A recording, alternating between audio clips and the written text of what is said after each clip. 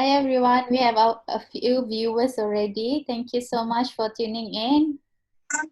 We'll start in 30 seconds.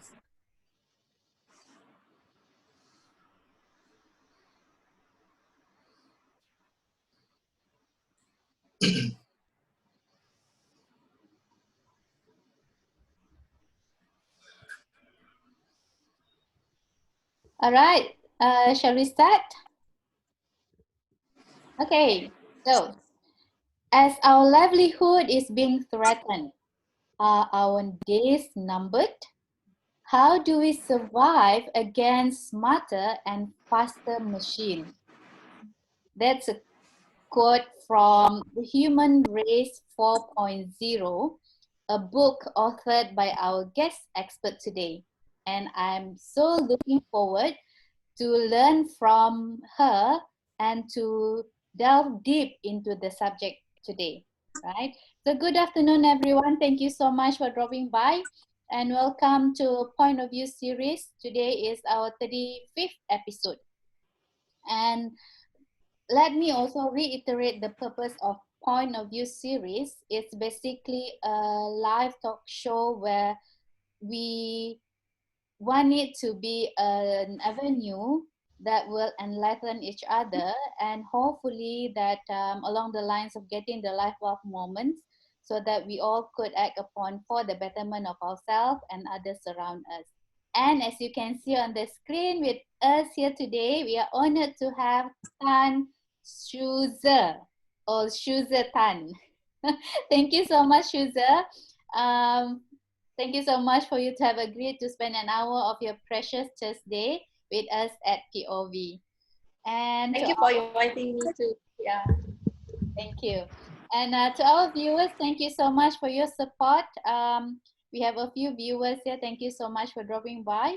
And I hope that however long that you decide to be with us in the session, you'll gain something out of it.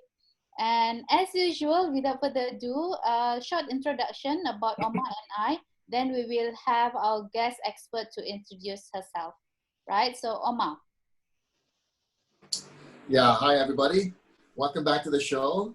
My name is Oma and I am a conversation coach. I help people develop confidence to speak up in English and also to articulate the ideas better, especially if you're in a corporate environment where conversation gets very confusing and it causes a lot of problems.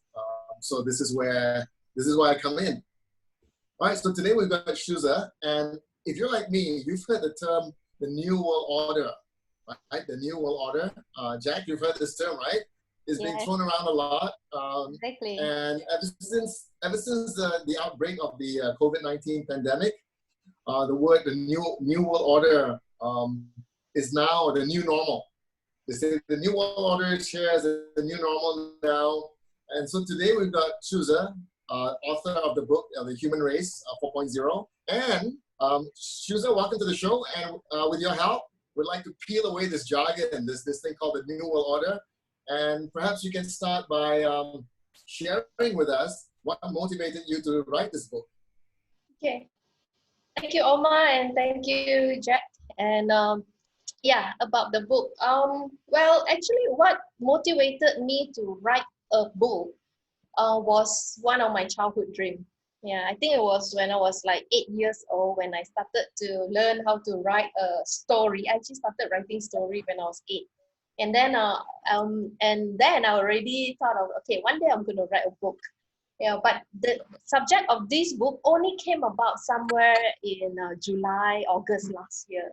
Yeah, so when I was thinking like, whoa, okay, it's already the deadline because I have this like checklist, this bucket list of things I want to do by what age.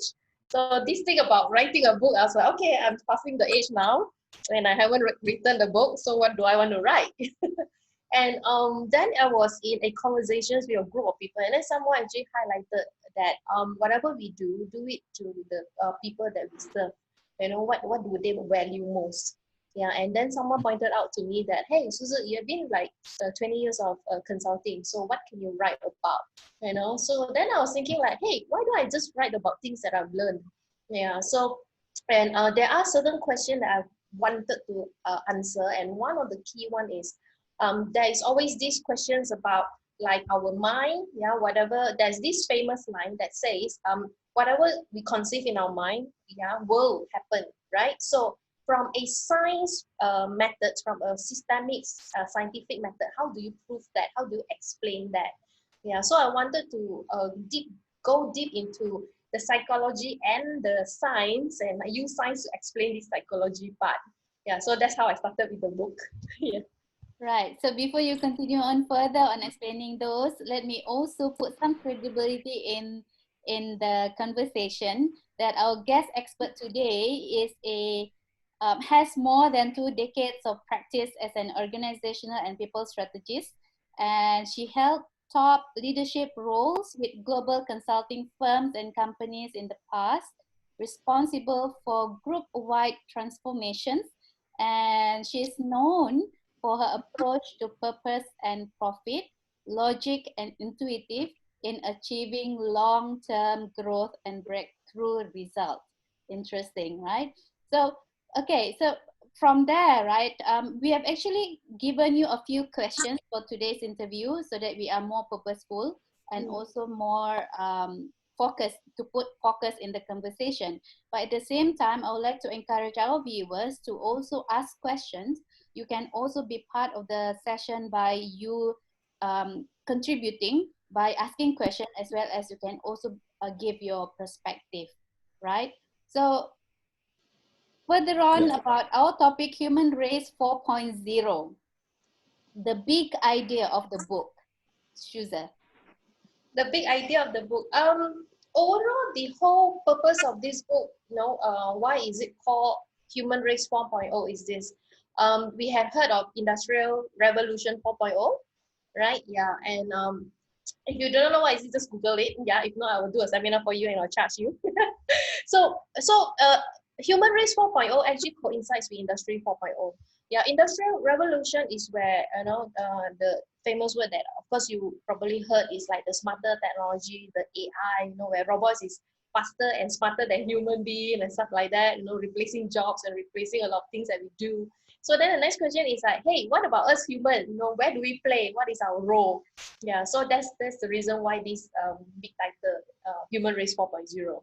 Yeah, and the whole purpose of this book is this, despite smart technology and robots that seems to be learning faster and thinking faster than us, even like executing faster than us, but at the end of the day, there is still a huge difference between robots and human.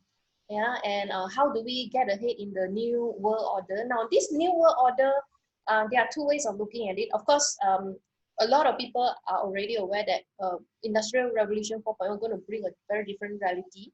Imagine a world where, the long time, what do you call that? Say, for example, employment. Yeah, the long term permanent loyalty to a job, until from we start until, probably when we retire 30, 40 years later. That type of work is no longer existing, or I would say left really few. Yeah, more jobs are more project based, temporarily, or what we call it, contract based.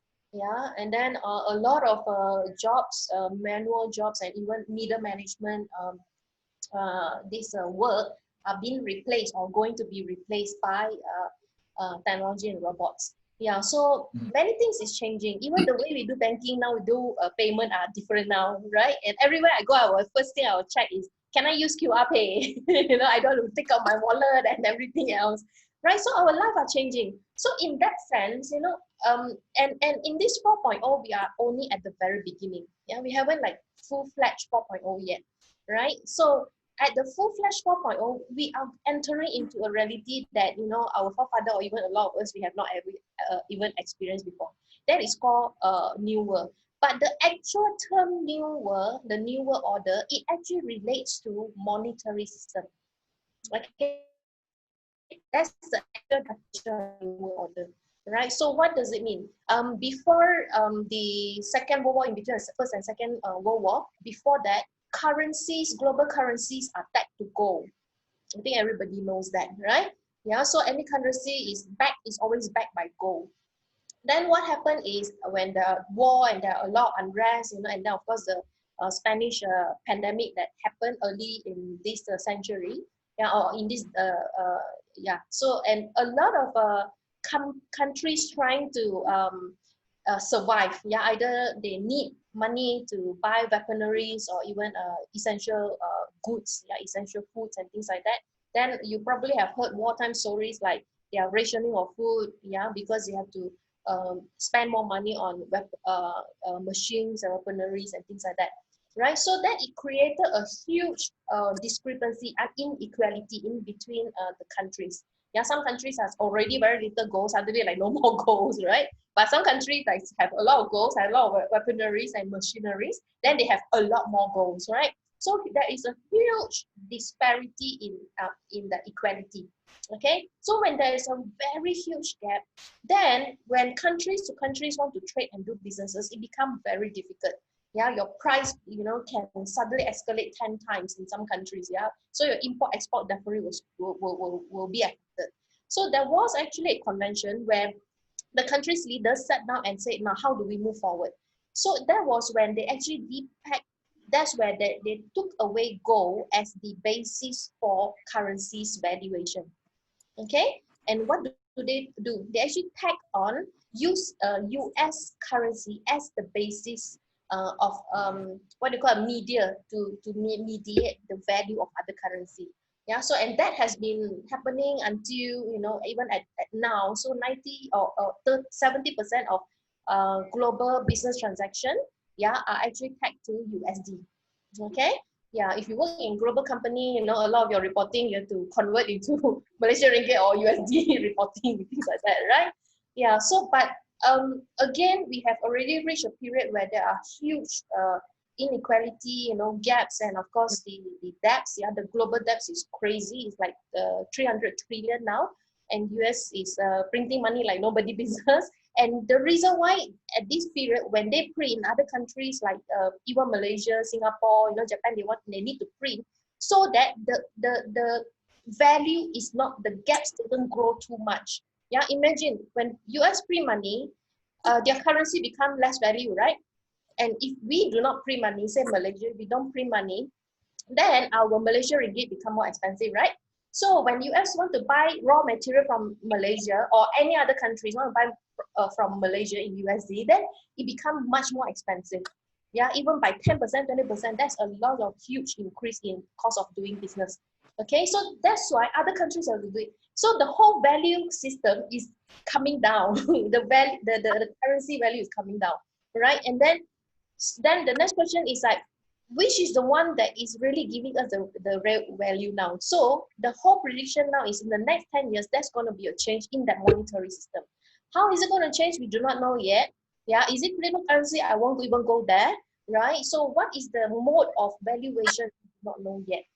Okay, and yeah, so yeah, well, I really love how you put it in a very descriptive and very visual, in a sense that the feeling around it when I'm listening to you is that those who are in power will have more power, and the gap in between will become more and more if you are not doing something about it, right?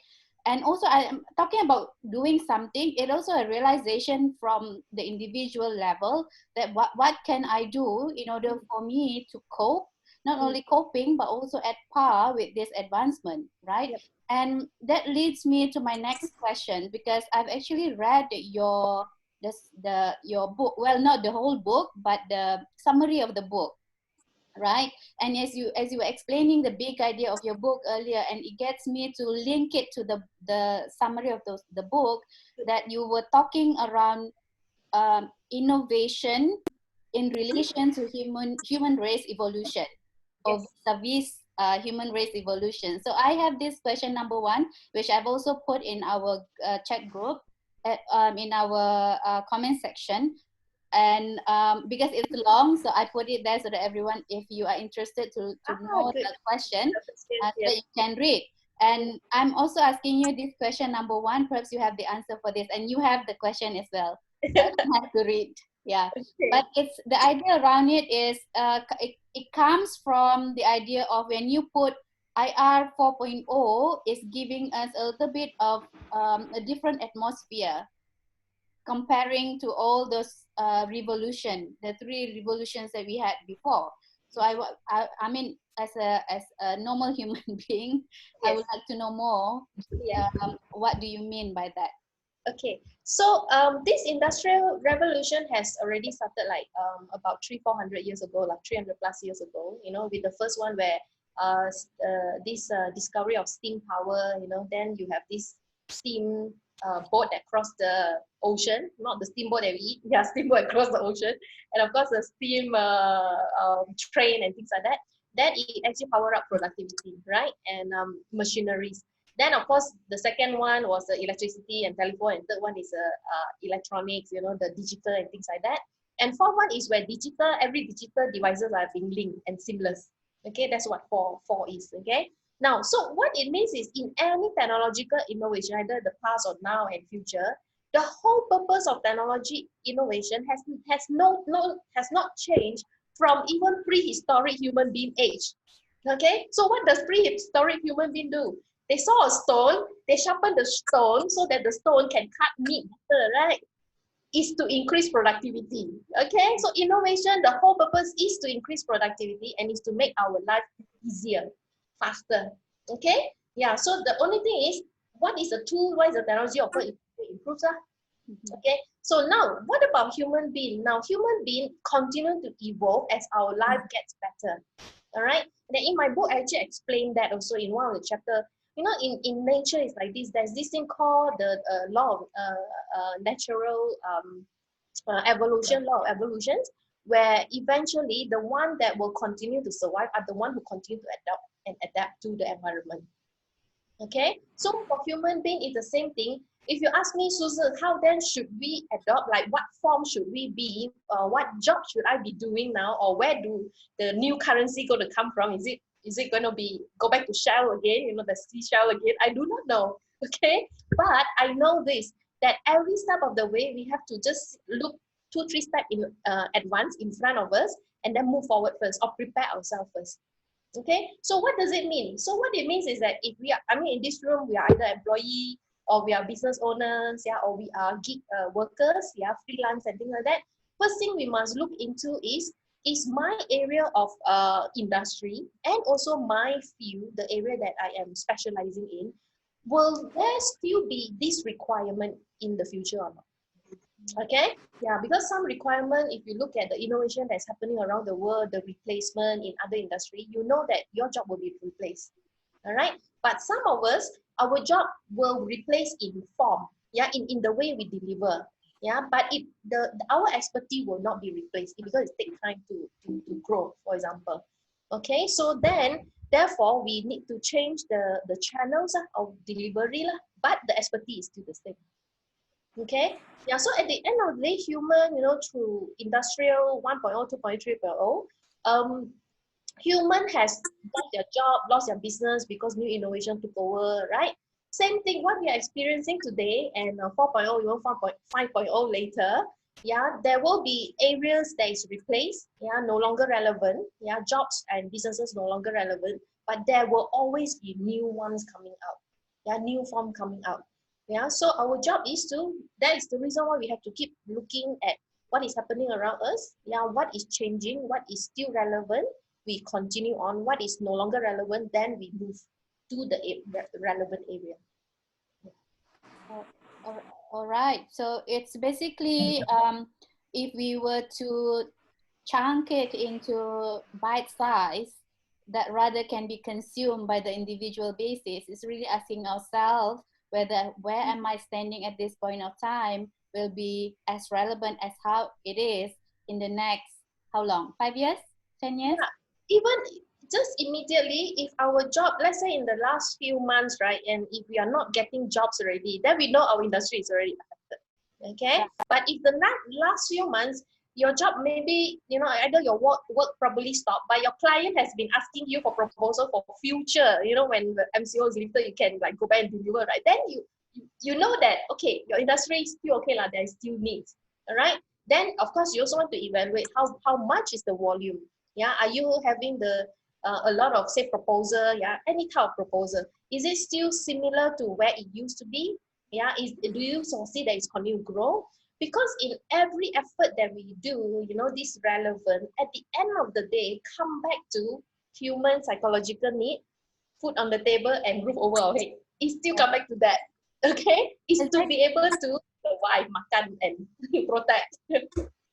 Exactly, and that's what I like about your book is that with those advancements, with whatever the big picture, big idea around technology, around in the future we might have robots that with emotions, but then at the end of the day, I'm feeling the feeling that I got from reading your book is that at the end of the day we have to always remember that the highest power is actually us, back to us individually.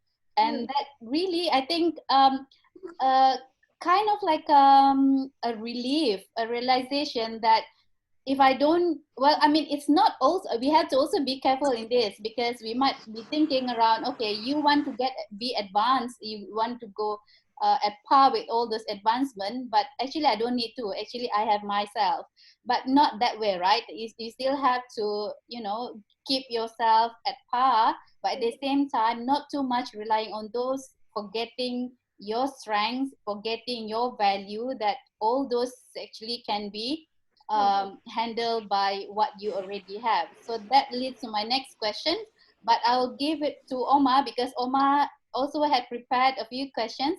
Over to you, Omar.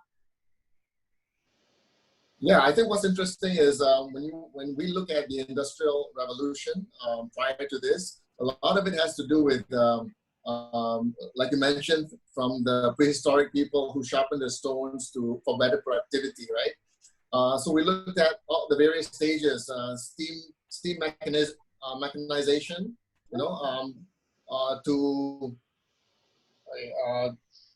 from manual production, we've got production by machines, and then that made our life easier because of mass production and all of that. And then we went on to electronics, and now is a digital technology. Now all of these were designed to make our lives easier. What I see as a twist here is that in trying to make our lives easier, we have also devised systems. Like you mentioned earlier, the New World Order is based on the monetary system, right? So now the question is, are we using technology to make our lives easier? That was the initial intention, using technology to make our lives easier. But now it's come to the point where we have to change our lifestyle to suit the technology, right? So what I found the most interesting quote in your synopsis is when you said, let me just quote, let me take the this statement you made. The race of being human, right, is to focus on how we can become a better human. Right? The race of being human, in other words, really being human is about how to become a better human being. Yes. Right? Yes. At the same time, we are enslaved by the monetary system.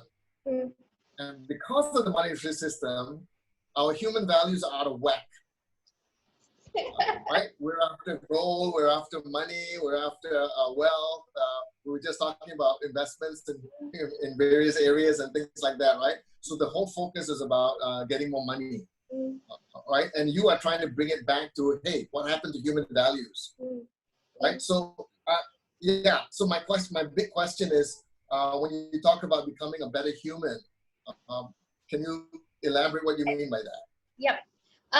In my book, there are actually three main parts. The first part is about this technology innovation and how it has disrupted the whole world, including civilization, especially human. Okay, the way how we interact and our agreement, things like that.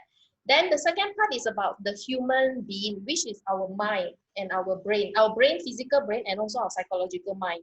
All right. So that one I actually explained from a physical and psychological manner. How do we actually become a better human?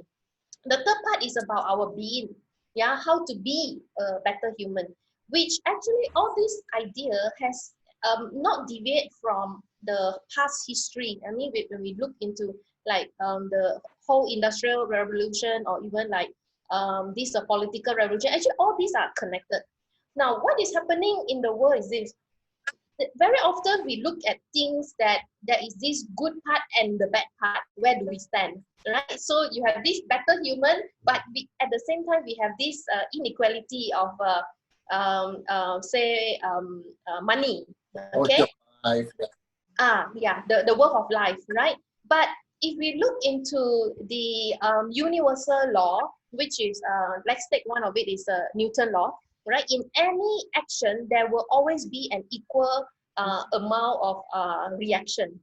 Okay, so this is where the balance between purpose and profit must come in. So what does it mean?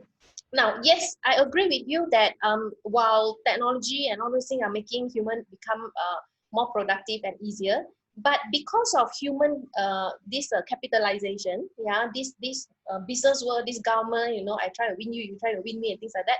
Yeah, or I try to, you know, like now also we have heard about countries trying to, you know, maneuver their trade agreement because they want to, this protectionism comes in. They want to protect my country, right? So when humans get into that stage, this is where the fights comes in. This is where inequality will become bigger and bigger. Okay, will it happen? It will. Okay, so will war continue to happen? Will argument, disagreement happen? It is like any perfect family, even the most perfect, most well groomed family, yeah, most principled family, there will still be argument. You know what I mean? Yeah, so we continue to tussle and struggle through this growth. Yeah, some of us struggle better, we grow faster. Yeah, we gain better this round, but it might not mean that the next round we continue to gain better, right? Yeah, and people who might not be what do you call that, might be lack of the last cycle, yeah, probably they have learned, yeah, and then the next cycle they actually become a better human being or at a better position, either from a human being or even from a wealth perspective. I think that's really the ability, the innate ability of us human being, that what's happening around us that will give us some sort of like a code that we can learn from and evolve better in our next human race version. I don't know how to call that, but it's another human race version, because in soon there might be another different version of human race. But how do we get it to that version is because we been storing those codes that we learn from, and you know, it either can make us even better or even worse. So I'm not sure. It depending on how we are taking it, I think. Yeah. And who is in power, and what power do we have, right? Yes. And in fact, in any innovations, power are given to human hands more and more. Like for example, in the past, you know, if I want to set up a website, I have to look for professionals to do it for me. Now I can set up the website myself at my home. I didn't need to do it in an office, you know. Yeah. So more tools, when more tools are given to humans, in the hands of humans, which means more power are given to humans. Okay. Then with AI, technology, all those things, every one of us, we can actually link up with a technology company and access to, you know, create AI related tools or apps, you know, without us being coding further and things like that. Right? So then the next question is, what make us become a better human or a evil human? It's entirely coming back to the human being, right? Yeah, that's where the human values comes in. Yeah. Right. So Shu-Tze, I have this, before moving on to the next question by Omar, let me ask my second question. As I was reading your synopsis, yeah, straight away, because I'm a very visual person, it reminded me, I'll put my question number 2 on our chat group or on Facebook comment section, that it reminds me of the movie I, Robot. I because why I got reminded by that movie is because it has got this visual and intellectual and psychological state of human being that might be the level that we are heading to. In fact, perhaps you're already there at this point of time.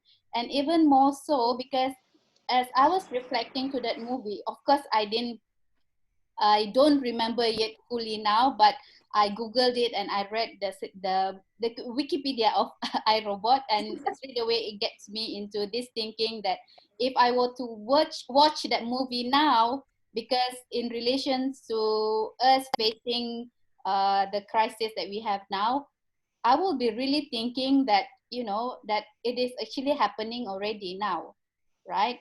So in fact, in the movie, the movie was referring to 2035, which is not far from now. It's like 15 years, and um, that movie was in 2004, right? So my question is that I wonder if the situation that we are in now, and also related to the movie, if that explains what you mean by new world order. I think you said it a bit here and there earlier, right? Yes. But yeah, but I just want to ask this. Yes, okay. Yeah, the New World Order, of course, as I explained from a monetary point of view, from a monetary system, what does that mean? And then coupled with this industry revolution 4.0 because of technology, smart technology, getting smarter and things like that. And at the same time, the whole pandemic speed everybody into this 4.0. Okay, and that's the reason why I delayed my book also. Yeah, because before pandemic, the book is like future is coming, beware of this, that, this, that. Now I say future is here. What does it mean? Right? So, and you are right. Actually, to a certain extent, the book, if you look into the movie, the environment in the movie is somewhat similar to what we are experiencing now. And but of course, there are a few more newer movies nowadays that really represent the 4.0 environment when every technology and tools. Imagine even your factory or operation. Any data you want, you don't call your staff for the data. It's already on your mobile phone. That's 4.0 that we are talking about. Everything is connected. Okay, you don't have to call your banker, your reminder, or whoever to ask about investment. Everything is there. Okay, you don't need your insurance agent and whatever agent because everything is on the click. Yeah, and you can link to a factory already. Okay, yeah. So then the next question is, in this environment, how do we evolve? How do we grow? The key thing, like what you have pointed out, at the end of the day, we might not have a template of how a future human being should be now. Yeah, we are still learning. Yeah, and the key thing is this: we continue to evolve and we continue to grow as situations arises. Okay, and we are aware of this environment. Now, imagine ourselves this. If we look back into nature, like for example, say in the jungle, in the Amazon, or even the tropical jungle, there are so many types of trees and plants, and of course animals and stuff like that, right?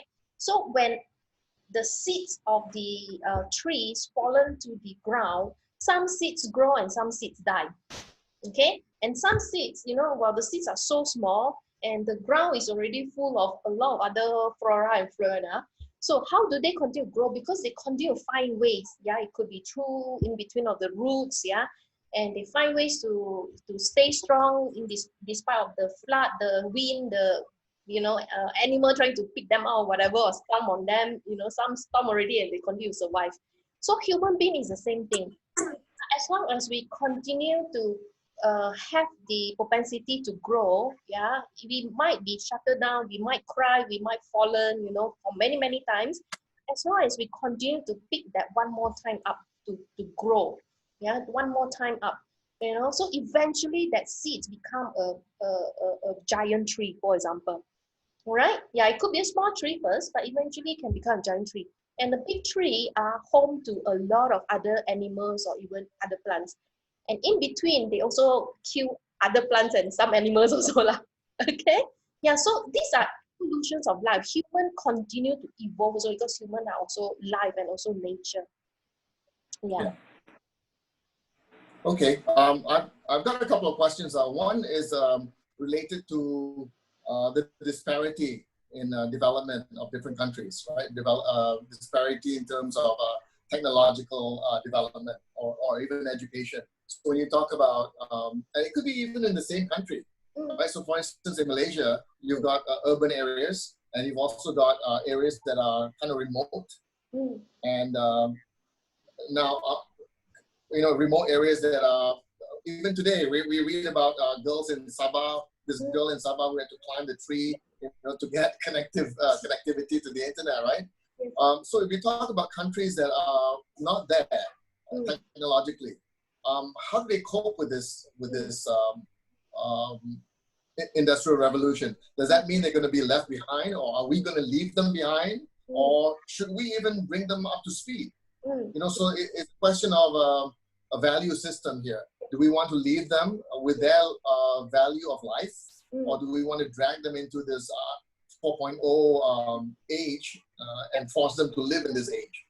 Yep. What's your opinion on that? In fact, you'll be very surprised because some countries, even though, overall they are like the underdeveloped countries, some of them are actually growing faster than us.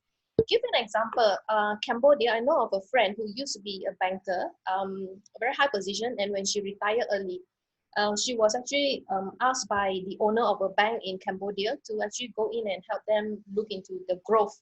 And when she told me what happened is this: Malaysia, of course, the bank has gone through from what do you call it, manual face-to-face banking.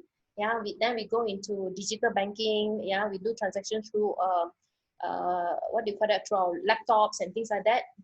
Then eventually it goes into a mobile banking. All right. But that countries, because they didn't started with the entire information age, they actually skip that whole age. So what they do when that bank want to transform, it was still very manual. But what they did is they actually immediately skip this the middle portion and move into mobile banking straight away. Okay, and India, for example, yes, there are a lot of like super poor area. In the past, even historically, if you look at P&G, how do they sell their shampoo, which is in Malaysian ringgit like 10 ringgit or more to them, because they are earning 10 ringgit probably is a month's pay, right? So what they do is they actually sell things in small sachet to them, smaller size, maybe 1-2 days.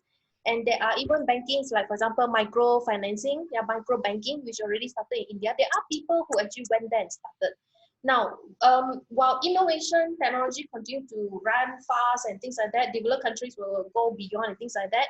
But it doesn't mean that the poorer countries or poorer community will be lack of, because the one who wants it, they will find ways. And the one who are concerned with them, they always bring ways for them.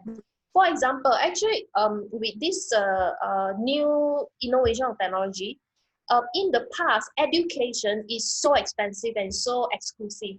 Your Ivy League, your Harvard, MIT, only special group of people, not just being smart, also got money, then only they can go, right? But because of mass online course, open source course now, MIT, Harvard, and a lot of Ivy Leagues university are already putting their course in modular, in online, free for access to students all over the world. Now, there's somebody in India. What happened is, laptop is this tablet is expensive, right? The main brand tablets are expensive, right? They actually got a group of tech guy and engineer to build tablets, affordable tablets for them to be able to learn, right? So there are many innovations that is happening. Human beings are finding ways to get access to things used to be only a certain league, only a certain group of people, right? Pakistan, the Eastern Europe area, a lot of those are like war-torn area. Now, what is happening now is there are a lot of young people. The demographic wise, they are much more younger, and a lot of them are actually learning through online, and there are a lot of IT professionals came out from there. Okay, and there are many global companies, including IBMs, including some of my friends who are in IT type of a company. They hire programmer from these countries without bringing them to Malaysia. So the programmers in a lot of these war-torn areas, right, they are actually having jobs, and everything is done through online. Okay, so opportunities are there.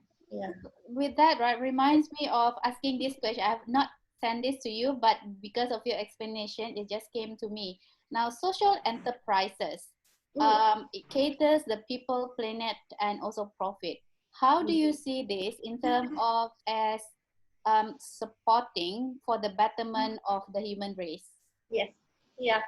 If we look into the discussion in World Economic Forum through the years, yeah, World Economic Forum has been around for about 50 years. This year was the 50th annual meeting that they have, where global leaders, you know, from NGOs to government to big mega organizations leaders, they come together. They discuss.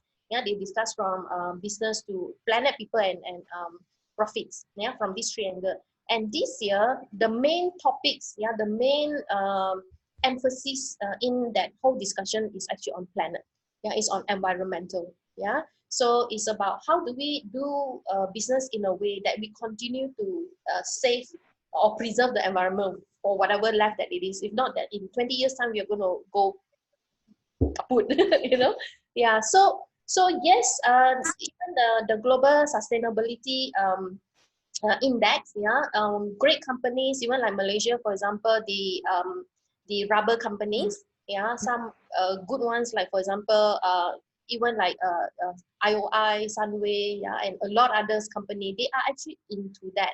Yeah, there are certain principle guiding to make sure that the way of business, the way of practice, does take care of the environment first.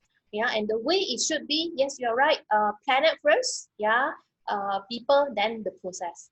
Yeah. So Do you think it will be much more comprehensive if it's um, spearheaded by, perhaps to be spearheaded by the government that has yeah. serious power?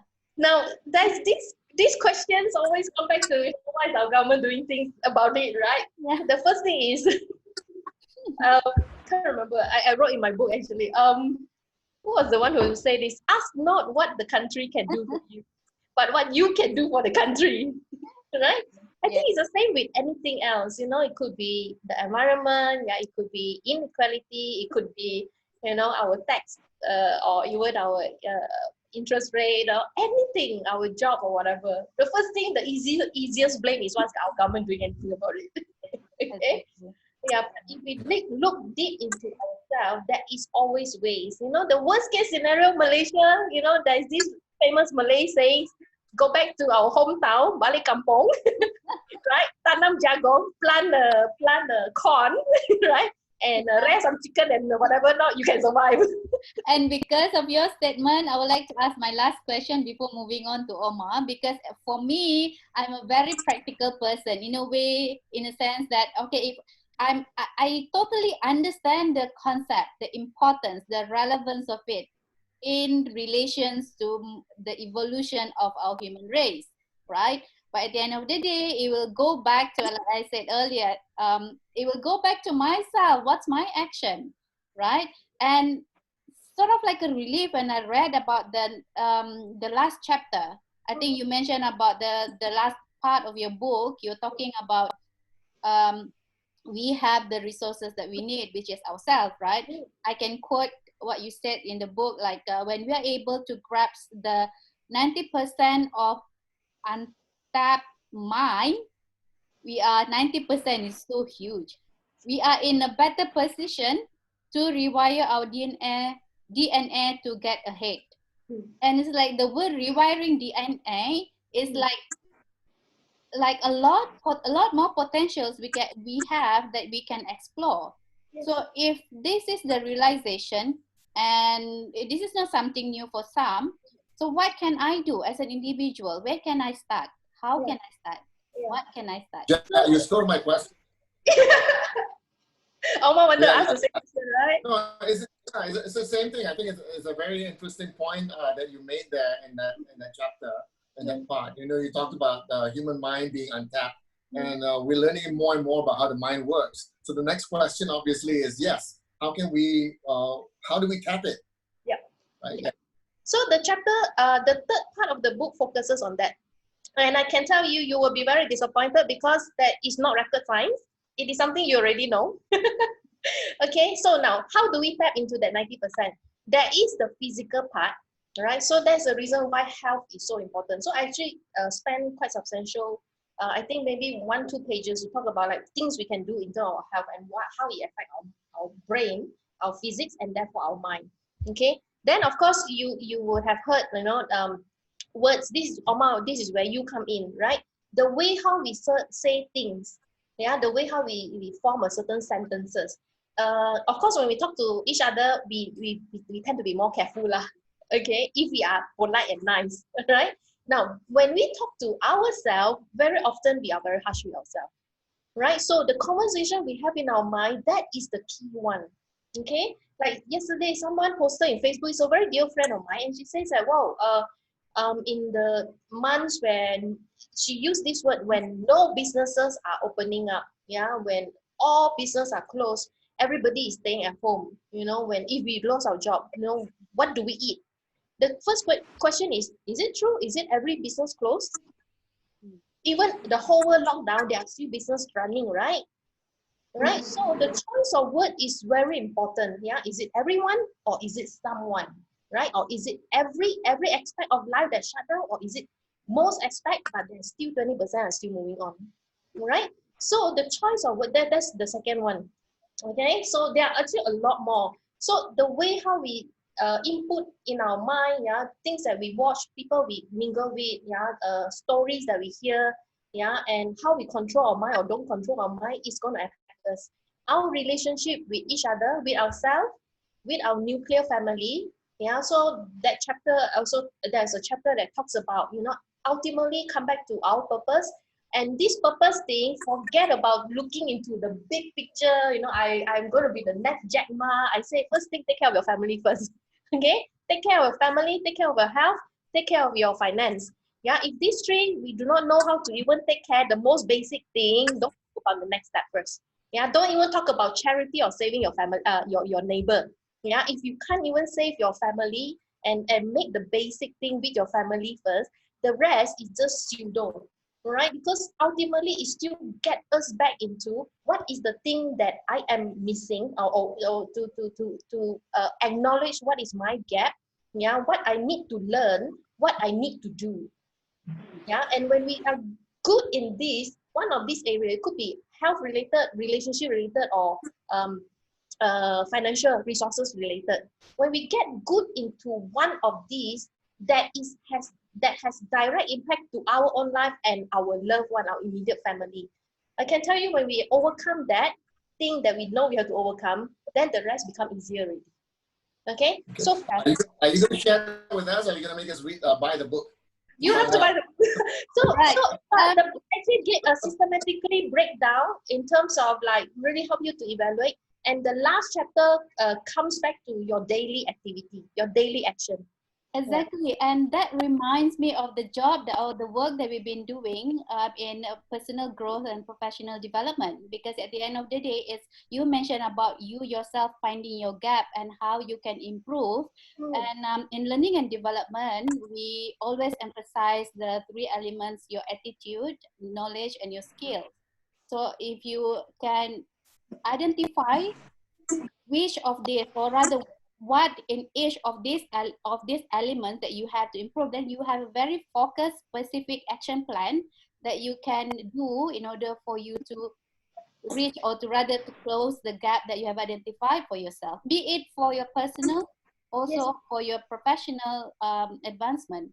Correct. So Correct. Yeah. I kind of like, yeah, for me, because I always internalize information and how can I use it for myself. And at the end of the day, human race for 4.0 is just a number. It's really going back to us being human being and being a human. Yes. Right? Correct. So Omar. And yeah, Jack, I really like what you said about the attitude, knowledge, and skill, because if you think about it, those three elements, A for attitude, skill for knowledge, and S for skill, and K for knowledge. Yeah, the ASK is an evergreen formula. Whatever age we're in, whatever industrial revolution we're in, those are the three basic things that we really need to fall back on in order to improve us. So in that sense, Shu-Tze, you're right. It's something we already know. things like this, right? Things like these are the areas to improve on. And I just wanted to add on to the what you said about the words that we choose when we speak to ourselves or to others. And the reason why it's really so important is the fact that the words that we choose will generate a certain amount of energy in us. It will make us feel a certain way, right? We say all businesses are closed. It makes you feel depressed, and when it makes you feel depressed, your mind gets closed up, and it makes you feel hopeless. But if you say things like some businesses are open, what are they? What are the opportunities? Then it opens up your mind and makes you want to look for those opportunities, right? So that's why the words that you choose are very important. And I think this is a big challenge. And the words that you choose really relates to your attitude. What Jack mentioned earlier about attitude, skill, and knowledge. It really impacts your attitude. And I think the challenge is for us to be wary of the kind of words we choose. Because a lot of times we're just unaware. We say things without realizing that it has an impact on how our state of mind is. So some of us talk to ourselves all day long with the wrong words, right? And we wonder why we're always depressed all day long. And really, you really need to step back and just relook at how you are talking to yourself. It's such a simple formula. And like you said, it's something we already know, which is great. I mean, there's no magic out there. The magic is something we already know, right? It's a secret that we already know. And you have triggered something in Omar. The Omar can talk about this on and on. In fact, we can have like 1 hour just for this specific language. A session with Omar. And I explain from a science perspective what does that mean. So we probably can do a session on that. Exactly. And psychology. Exactly. And I think this is also a realization around the importance of soft skills, right?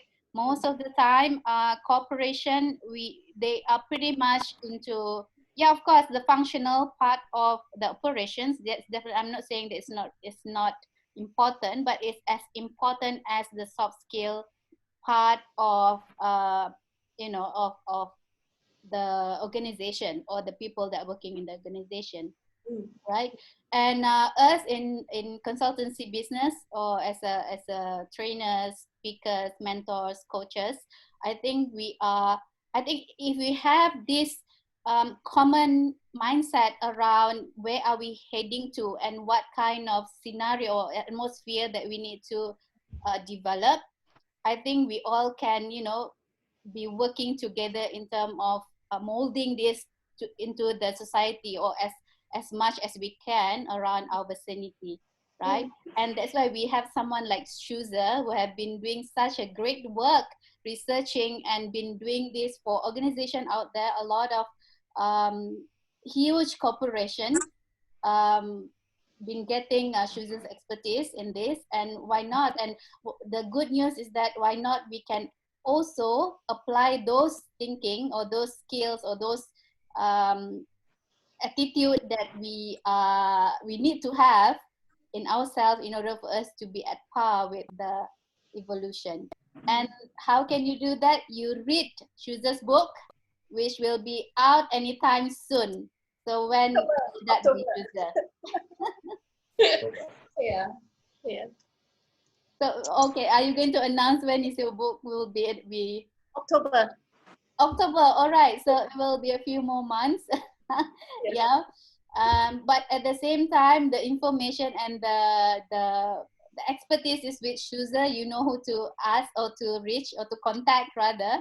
If you follow my Facebook or LinkedIn, because sometimes when I thought of something that is relating, I'll post and do some comment. You will know the flow already. Yeah. Right. At the end of the day, to control our attitude, our skill set, all these things, to make sure that our mind, our thinking is more to a right way, that empowering way. It has a lot to do with our inputs. How are we spending our time? If we keep watching next week, I can tell you, I experienced it before. Sometimes I'm so physically tired. I watch next week a whole day, and then I feel so depressed after that. So then the next day I have to deliberately switch it off, no more, you know. And then or I keep myself, okay, after I done this, then I watch only 1 hour and that's it.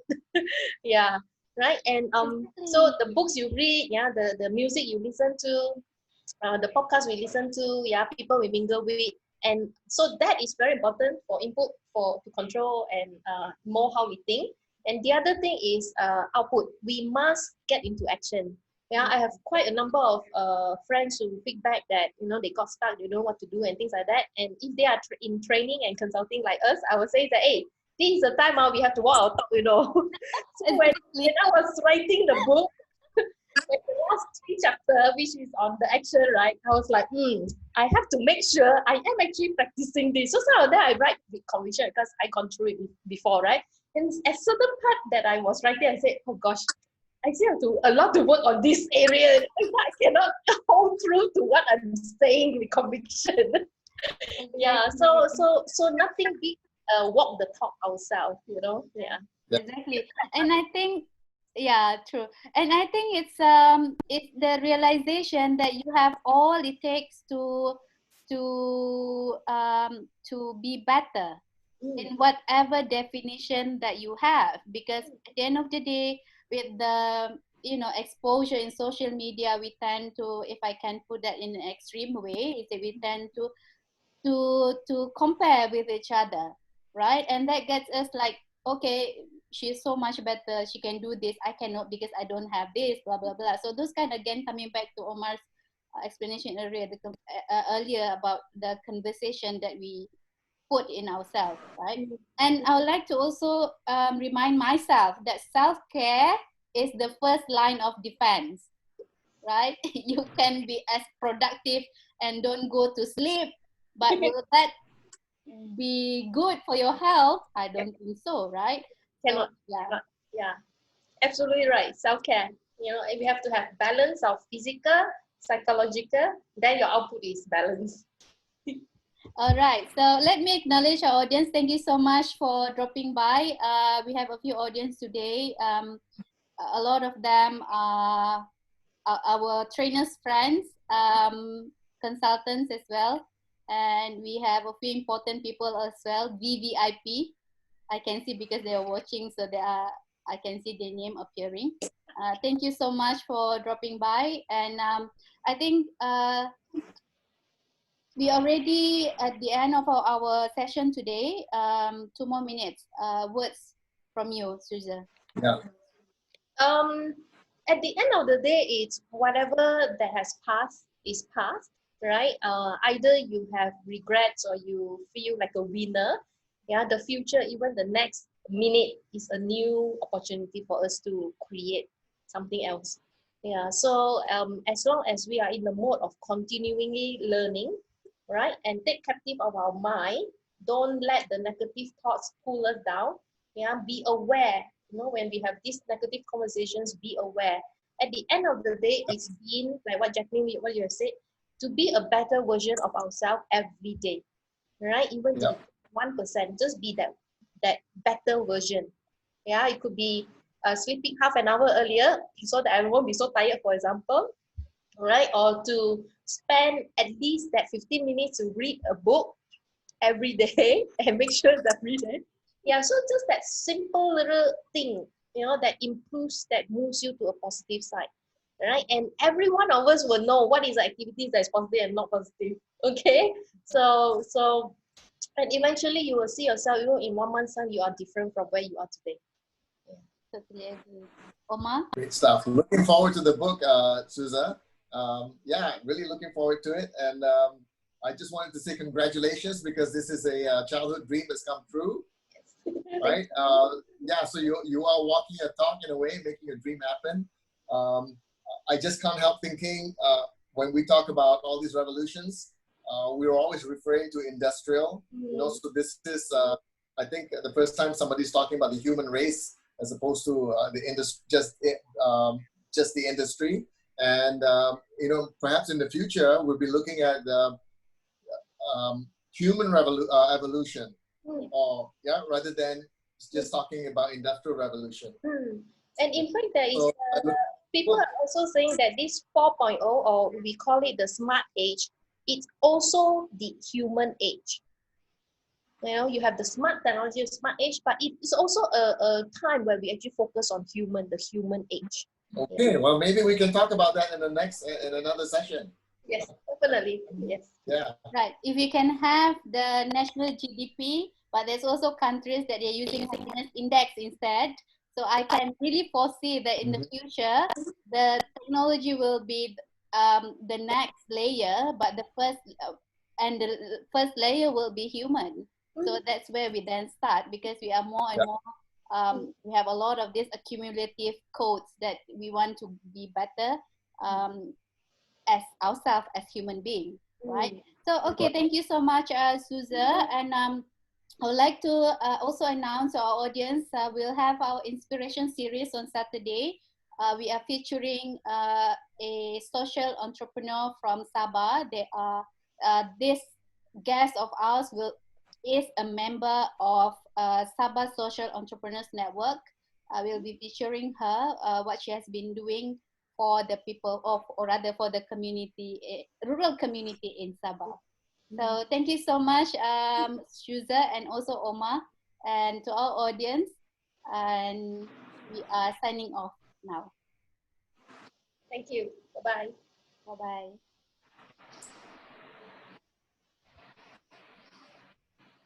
Okay, no more streaming. That's good.